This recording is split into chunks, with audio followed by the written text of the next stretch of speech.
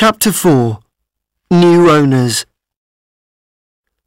Earl Smythe's house at Earlshall Park was much bigger than Birtwick Park and more modern. The Earl's daughter, Lady Anne, liked to ride me around the park with her brother or cousins.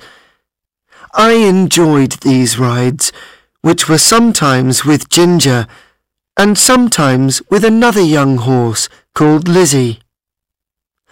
I was a popular horse with Earl Smythe's wife, as well as his daughter, but Lady Smythe always used me to pull carriages. She liked the latest fashions, and one of these was for horses to use special reins.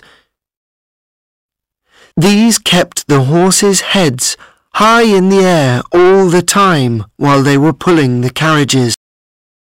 "How wonderful they look!" the lady said when she saw Ginger and me with our heads held high. But the reins were very uncomfortable, and it was almost impossible to pull the carriage up a hill when you could not put your head down.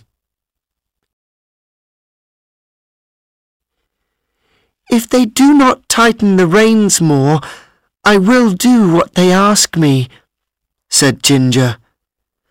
"I can see that this is a good home and that they are good people, but if they tighten them any more, there will be trouble." I did not like these reins at all, but Ginger and I continued to work hard. But every day they tightened the reins a little more. One day we were both in a carriage together. The lady decided that she wanted the reins to hold our heads up even higher. I could see that Ginger was not happy. Before she could tighten the reins, Ginger began to kick so hard that she fell to the ground. I fell too, and we both had to be cut from the carriage as soon as possible. We were both hurt after the fall, and we were taken home. Earl Smythe's helper, York, was angry about the special reins, but there was nothing he could do to stop Lady Smythe's love of fashion. He washed our wounds with hot water, and it took a long time before we recovered. Ginger and I were put in a field to recover, but my knees were badly damaged. We were not well enough to run as we used to do, but we spent a lot of time chatting. Then, one day, the Earl came to see us with York. "I spent good money on these horses," he said, "but if they cannot pull a carriage, we must sell them." "I know a man in Bath who needs a good horse," said York. "He looks after his horses well." "You should write to him, York," said the Earl.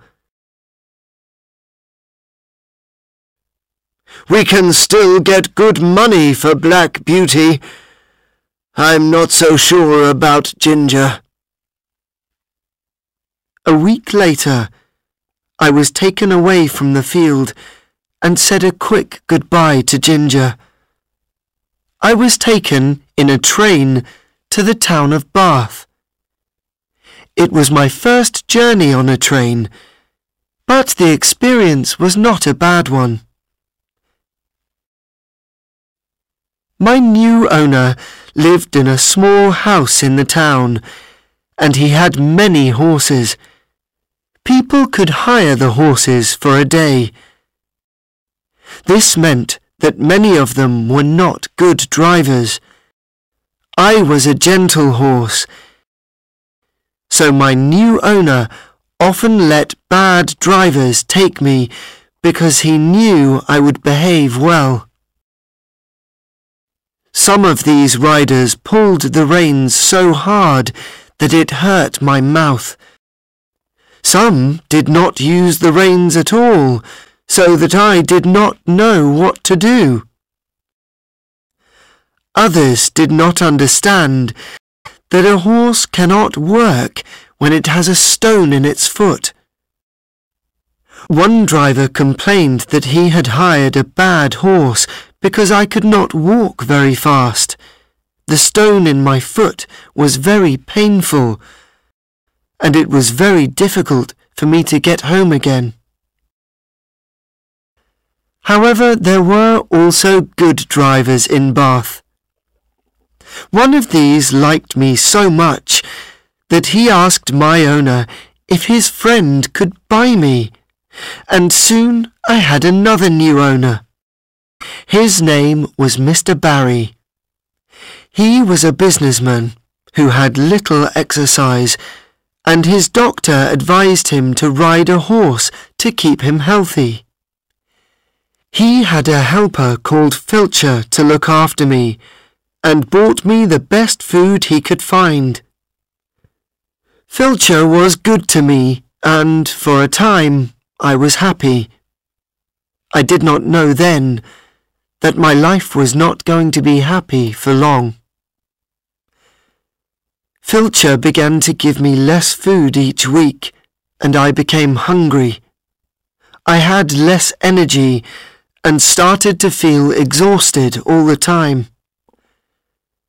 When Mr. Barry visited a farmer friend in the country, the friend said, "Your horse does not look the same. Has it been ill?"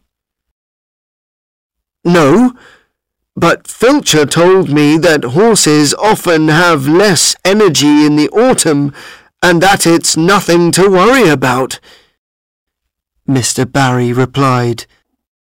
"That's not true," cried the farmer. "If you buy good food for this horse, then it isn't eating it. Something else is.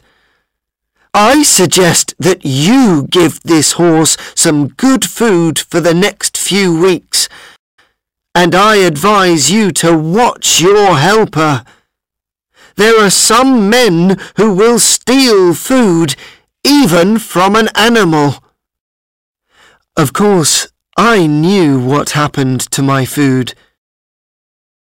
Filcher put most of it into a basket and took it home.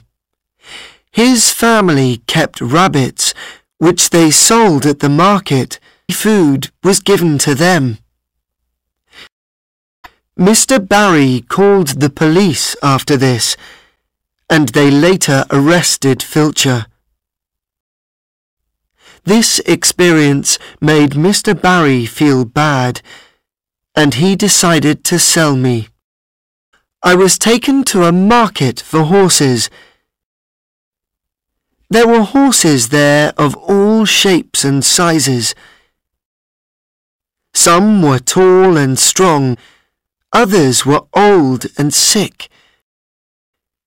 It worried me to see some of the horses who looked very thin. Would I be like that one day? I stood with 3 other strong-looking horses, and many people came to look at us. The men who thought about buying me opened my mouth, looked in my eyes, and felt my skin. Many of them saw that my knees were damaged, and some were rough with me. There was one man, however, who felt my legs gently and spoke softly.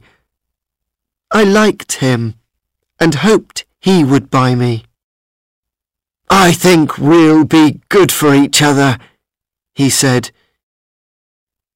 He gave £24, and I had another new owner.